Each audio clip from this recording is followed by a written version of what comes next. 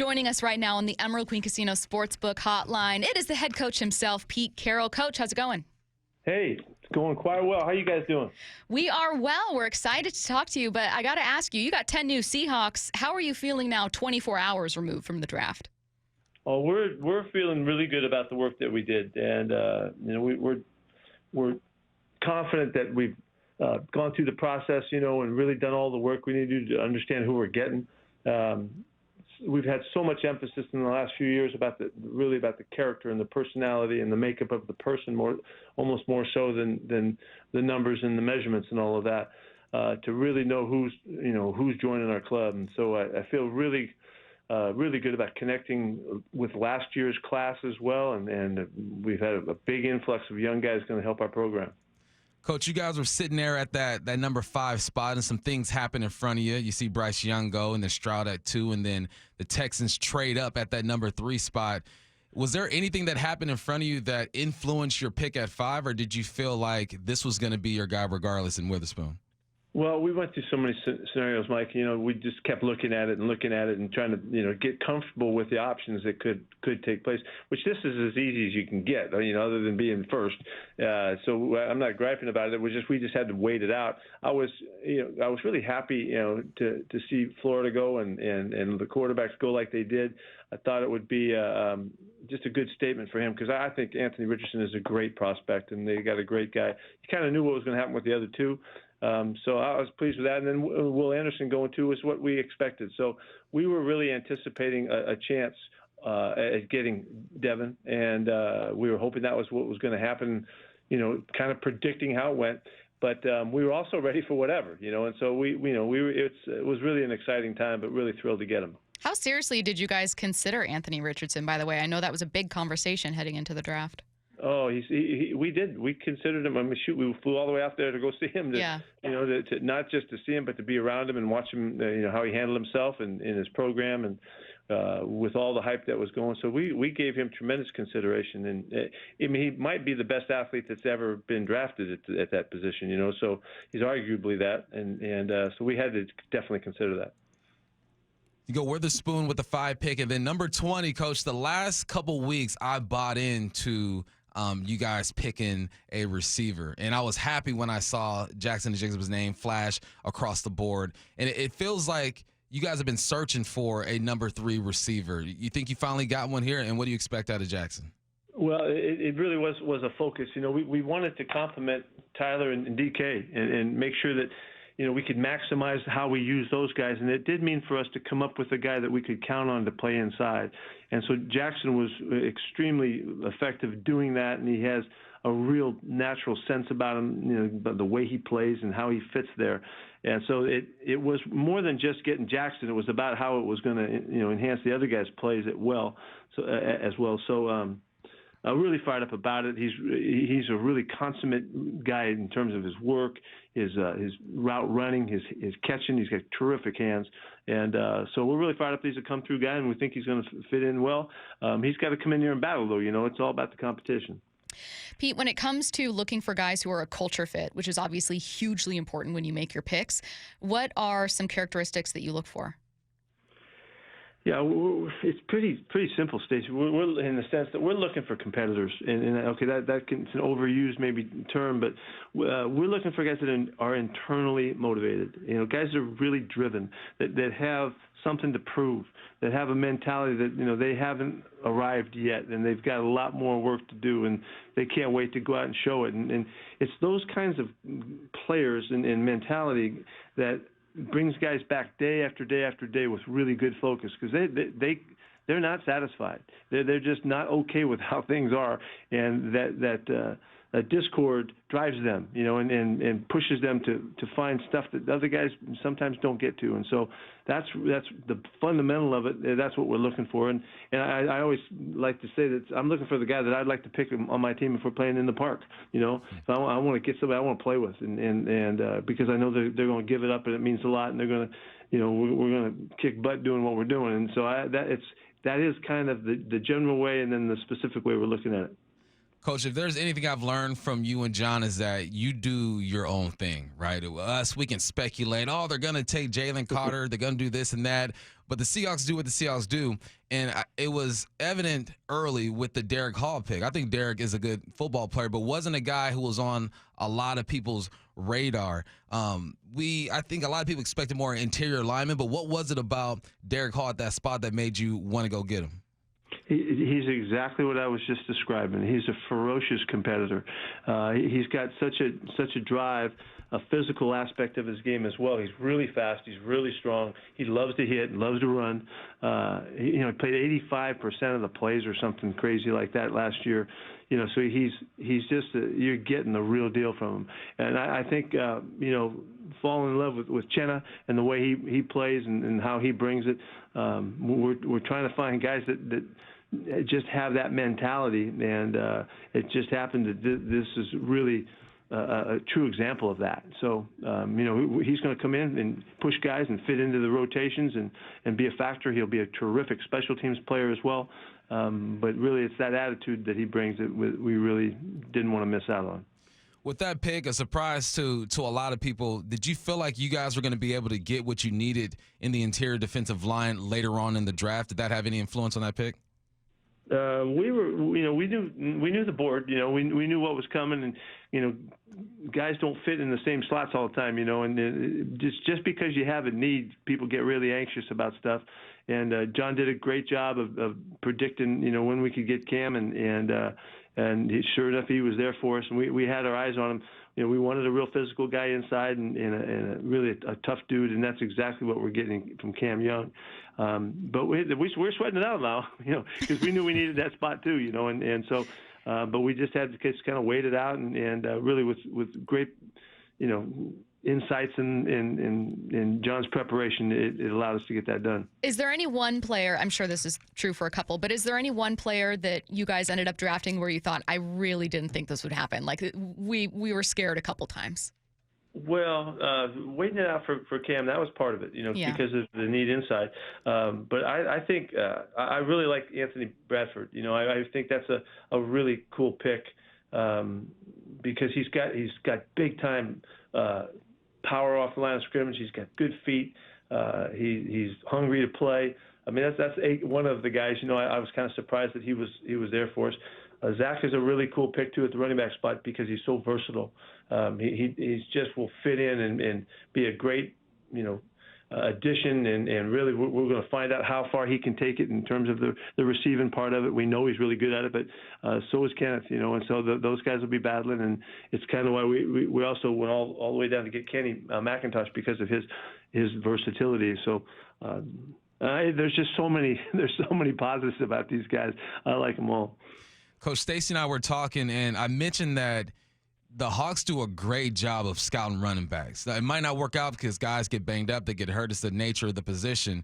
But there isn't a running back that we've seen on the field that we felt like just didn't belong. You guys just kill it when it comes to running backs. What is it about the way you scout running backs that's allowed you to have success when it comes to bringing that type of talent here to Seattle? I think it's simply the background of John Schneider being a great running back in the days in Wisconsin, in his high school and college days. I think he's got great instinct for it.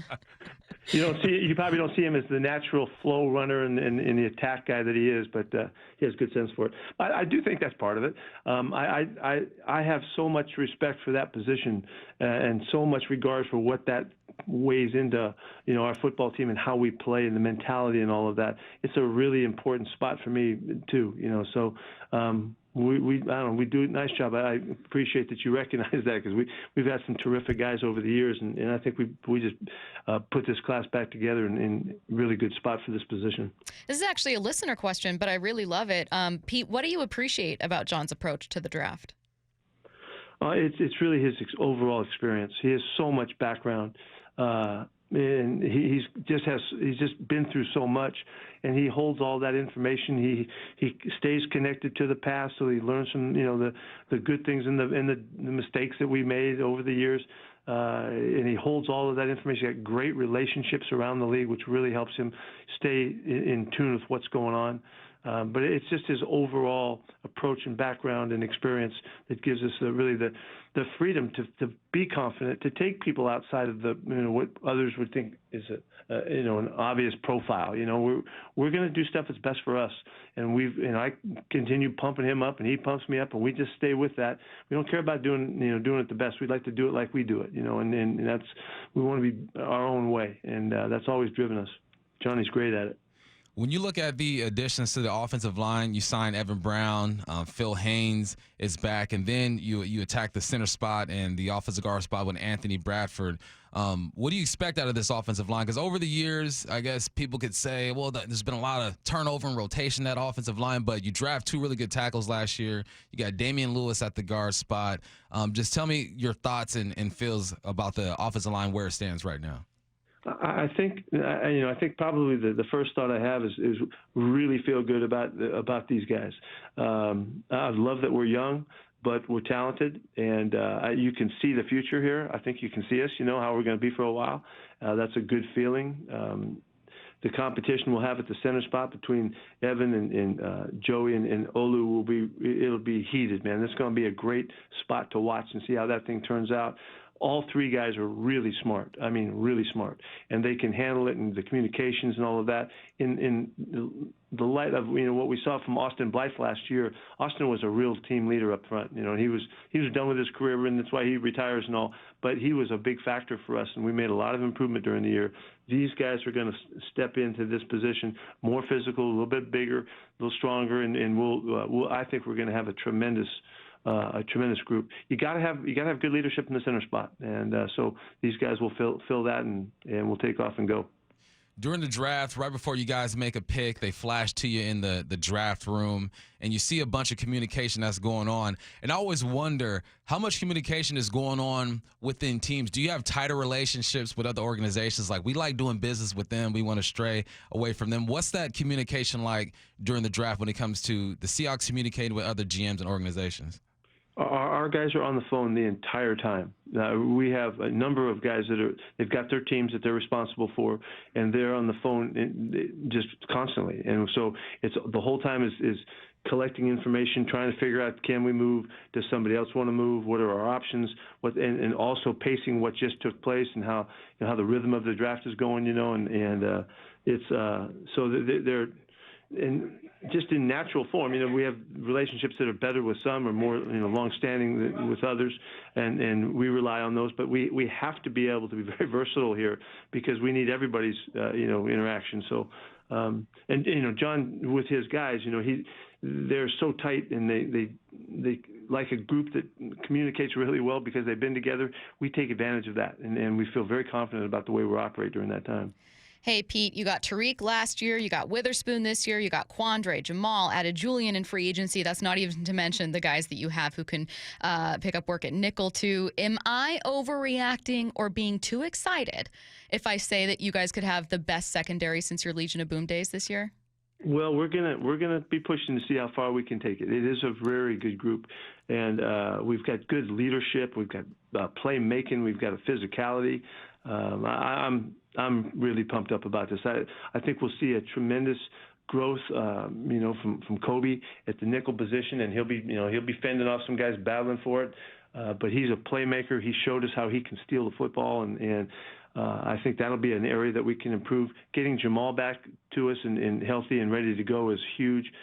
Julian was a really big time pickup, and that's that just was relationships and timing, and the way that one came down was it really worked out great for us to get a player of that kind of background as a young guy too. He's just 24 years old, and played 1,000 snaps and 200 snaps of special teams, called the defenses for that team, so that's a tremendous get. We're going to find a way for all of our guys to play at the same time, and you'll see how we do it. But it's just a really good group, so I'm pumped up about it. Can't wait to cut those guys loose.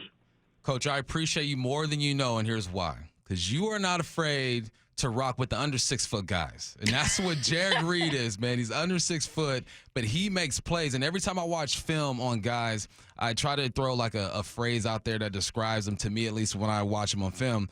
And when I watch Jared Reed on film, I put down, dude is a ball player. He can do anything you need a DB to do. How would you describe Jared Reed? Yeah, he's really an active kid, man. He does it. He plays on the deep end. He plays a lot of tough coverage assignments on slots. So he's kind of a nickel-oriented guy, but he's a safety cover guy. He's a runner and a hitter. One of the things that really tells you about a football player is what is he like when he's covering kicks. He's a natural. He's a gunner and makes plays and is aggressive and tough. Everything in football comes down to you're running 50 yards and you got to go make a play. How you navigate the space and the people that you're dealing with and where the ball is and all that stuff. He's really good at that. So he's going to be a really good all-around ball player for us, and hopefully he'll be able to factor in and help us out.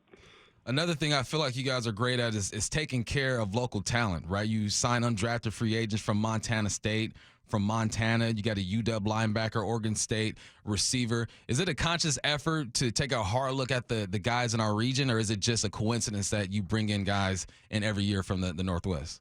No, it's really not a coincidence. We like to honor the guys that are local, and sometimes they don't get as good a look, and we can find great players in the area. So, it's something that we've always taken pride in, and there's been a lot of guys that have done great stuff for us, and there's a bunch of names you could cavalcade about guys that have come through and done things, and so it's by design, but we got to look at the whole country, but there's a little flavor for us when our guys are in close. Hey, Pete, we just have one more minute with you here. You've talked a lot about where you draw inspiration and your philosophy when it comes to coaching. And I always really love hearing those conversations because it's just fun to trace the roots when it comes to football, right? Like, where did this idea start? And all these philosophical conversations about how to coach. I don't know that there's an answer to this, but I'm going to ask it. Do you take the same approach when it comes to drafting or team building? Like, is there a philosophy or a coach or anything that you draw inspiration from when it comes to drafting and team building? Well, I don't know that there's any one place, but just through the experiences over the years, we just continue to get better at evaluating the people, and I go back to when Coach Bud Grant, when I was with him, I thought that I was never more influenced by a guy who said you got to be a great observer. You got to watch. You got to listen. You got to see what's going on around you and to uncover the mystery of who people are. And that has been something that I've tried to inspire in our guys, that we just keep evaluating. The evaluation process never ends. You just keep looking, you keep digging, because if you just will find stuff out, but you got to compete to do it. So really, Coach Grant was really the guy that influenced me the most on realizing how much more there is to see if you just open up your eyes and your ears and listen and watch and feel, all of the input that guys are giving you. And so, I've tried to make that part of our mentality, and we're competing. Competition is a big deal around here. Well, we compete at figuring guys out too, and so I don't know if that applies to answering your question. It does. Yeah, good. Okay. It works. He is Seahawks head coach Pete Carroll, kind enough to join us for an interview after a very busy weekend. Coach, we got to let you go. You guys still have a lot of work to do here, but I can tell you, and Bump can echo this, that fans are so excited for this class. It's been fun to watch. Thanks, Coach. All right, great. Hey, go Kraken, huh? Yeah, that's absolutely right. Thanks, Pete. All right. See ya.